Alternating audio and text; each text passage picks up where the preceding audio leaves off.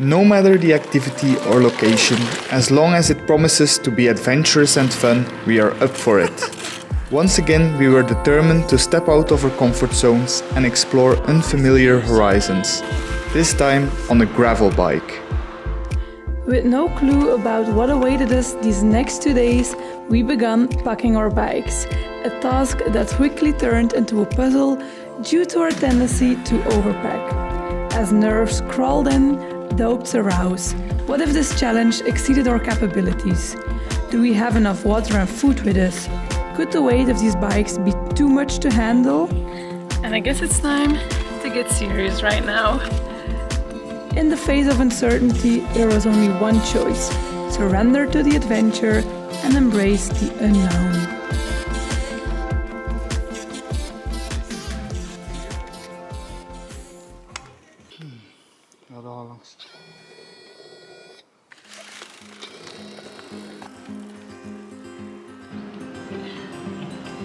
Current state of affairs, after 1 hour on the bike, it's time to refuel and address minor concerns before any damage occurs, including taking care of Kevin his skin. It already happened. My neck is already burning. Always the same, always the same. Based on the information displayed on the GPS, the first part of the route appeared to be uncomplicated, with a straightforward trail following the water. There were no off-road sections yet, making it an ideal opportunity to familiarize ourselves with the bicycles and immerse ourselves in the essence of bikepacking. We navigated the Ardennes in Belgium and France, crossing the border several times along the trail. The surroundings showcased breathtaking landscapes adorned with vibrant blossoms under the radiant sun. We are struggling. We are climbing non-stop now and we don't know how much climbing we still have to do, and we haven't had lunch either, so we don't know if we should have lunch on the side of this super boring road. I guess we're going to continue the road up. Now I need to find the courage to follow Lia on the way to the top.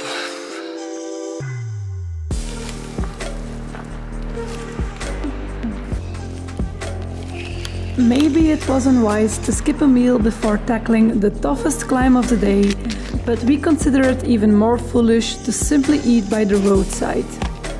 Upon reaching the summit, after a punishing climb, we were greeted with a serene forest that provided us some shade. Let's hope this tastes as good as we want it to, because we are super hungry. Goulash for lunch. Lunch is ready, and hopefully it tastes better than it looks. Yeah. Not bad.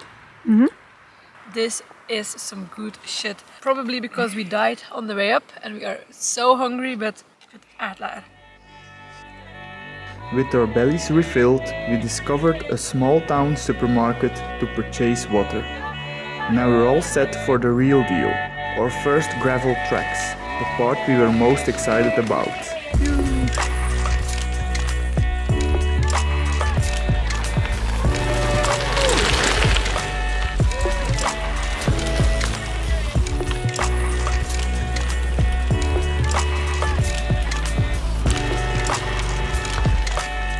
the most challenging and technically demanding sections were reserved for the final stretch of the day. We must admit, they were also the most fun.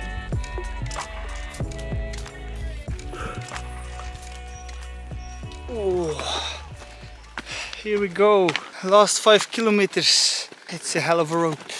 And oh, Lia's already on the bike again. There she goes, there she goes! Here we come, here we come! Oh, difficult part. Oh la la. Vlogging on the go! Vlogging on the go! Towards the end of the trail, we were required to walk. It's worth noting that this particular stretch was intended for hiking, so not suitable for bicycles, especially not for amateurs like us. Go on! Upon reaching our destination, we discovered a marked and authorized wilderness camping spot. where fellow members of the bikepacking group and other hikers were already setting up their tents.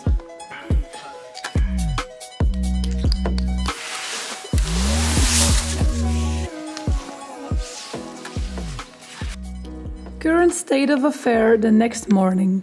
We had a horrible night. Several young guys had made a lot of noise, causing us to only fall asleep around 3 AM. And one of our sleeping mats had deflated. Not ideal, to say the least.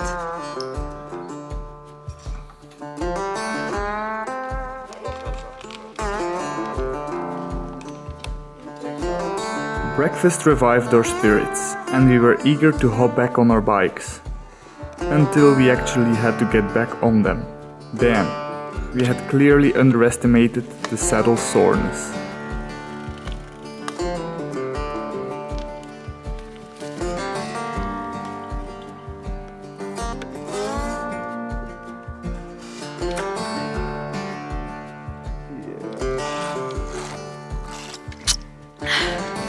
Great start of day 2. Not even 1 hour in, and Kevin is in need of some energy. Being smart. Weight reduction on point.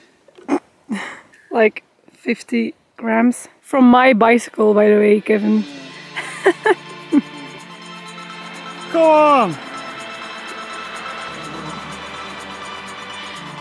We just finished the climb of 9%. I didn't even struggle, to be honest. And it looks like Canada here with all the trees. It looks epic, like really. Very nice scenery. Look at it. Epic.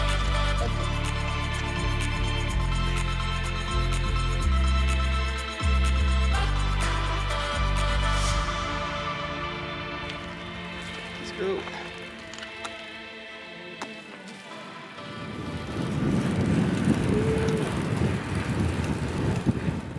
We just had another really steep climb. Kevin is a bit behind me, he's struggling, almost dying. There he is, there he comes. Another day where we waited a bit too long to have lunch because we couldn't find a spot picturesque enough. Kevin experienced the consequences firsthand. His energy was drained, so time to cook our meal and take some rest.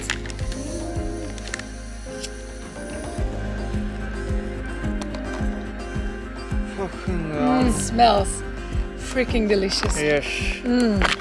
This looks amazing. Yeah, baby. We absolutely cherished this adventure.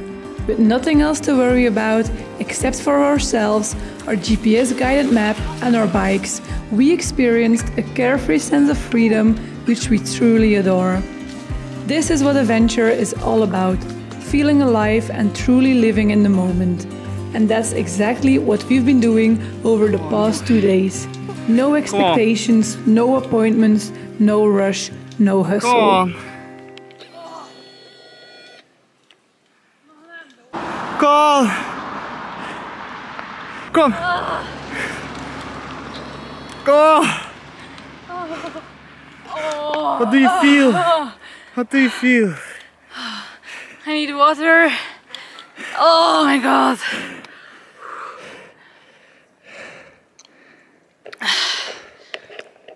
I almost died. Yeah, I died I twice, thought about probably. quitting, but Nope. we hear each other. Oh, crazy. Oh. The final stretch was pure rock and roll, filled with off-road trails, rocks, woods, and of course an abundance of fun.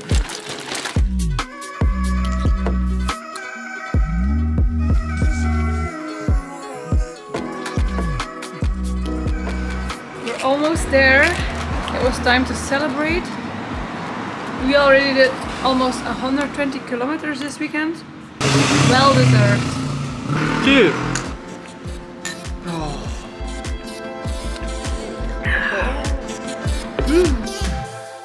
One last stretch to the end point. The finish line is inside. Camping? Ah, inside. The finish line is inside. They are always correcting my English. But it was correct this time.